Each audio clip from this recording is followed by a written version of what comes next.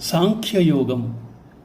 విషయచింతన చేయువానికి ఆ విషయమునందు కోరిక తీరనప్పుడు క్రోధం సంభవిస్తాయని చెప్తూ భగవానుడు క్రోధాద్భవతి సమ్మోహాత్ స్మృతి విభ్రమ స్మృతిభ్రంశాత్ బుద్ధినాశాత్ ప్రణశ్యతి. అర్జున, అట్టి క్రోధం వలన వ్యామోహం జనిస్తుంది. దాని ప్రభావమును పురుషుడు బుద్ధిని కోల్పోతాడు.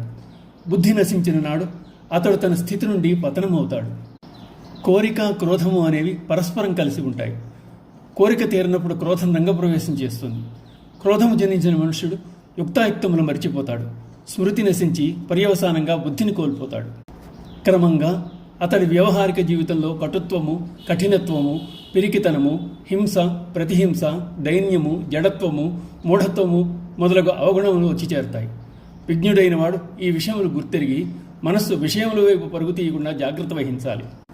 రాగద్వేష వియుక్తైస్తు విషయాన్ ఇంద్రియైశ్చరన్ ఆత్మవశ్యై విధేయాత్మ ప్రసాదం అధిగచ్చతి.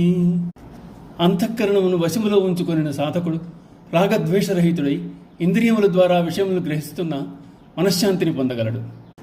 సాధకుడైన వానికి దేహ సంరక్షణార్థమై తీసుకున్న ఆహారము, ఆచరించు శాస్త్ర విహితములైన కర్మల వలన అతని మనశ్శాంతికి, జ్ఞానాన్వేషణలోని అతడి సాధనకు ఏ విధమైన భంగము వాటిల్లదు. రాగద్వేషములతో కూడి ఉన్న విశృంఖలములైన ఇంద్రియములు అదుపులో ఉంచుకున్న అతడు తన అధీనంలో నుండి గమ్యస్థానముకు చేర్చు అశ్వముల వలె లక్ష్యమును సాధించగలడు. అందుచేత శరీరయాత్రా వ్యవహారముల వలన ఏకాగ్రత చెడదు. ఇంద్రియముల అధీనంలో ఉండవలనే గాని వాటికి దాసులు కారాదు. ఆ విధంగా శాంతిని పొందుటకు ఇంద్రియములు వశములో ఉండుట అత్యంత ఆవశ్యకం. ప్రసాదే సర్వదుఃఖానాం హాని అస్య ఉపజాయతే ప్రసన్నచేతసో హ్యాసు బుద్ధి పర్యవతిష్టతే. మనఃప్రసన్నత పొందిన మనుజుని దుఃఖములు నశిస్తాయి. అటువంటి కర్మయోగి యొక్క బుద్ధి విషయముల నుండి వైదొలగి పరమాత్మ యందు స్థిరమవుతుంది. ఆధ్యాత్మిక, ఆదిదైవిక, ఆదిభౌతికమైన దుఃఖములు మనుషులకు ప్రాప్తిస్తూ ఉంటాయి. అటువంటి దుఃఖముల నుండి విముక్తి, ఆనందము అనేవి ప్రతి జీవి కోరుకునేవి. ఇవి సిద్ధించినప్పుడు దర్పణమునందు ప్రతిబింబించే వస్తువు వలె అంతఃకరణ శుద్ధి గలవాని చిత్తమున ఆత్మ ప్రకాశించగలదు.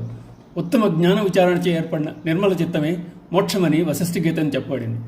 దుఃఖరాహిత్యము, ఆనందప్రాప్తి అనేవి ప్రతి జీవి ప్రయత్నపూర్వకంగా పొందవలసినవి. ఓం నమో భగవతే వాసుదేవాయ.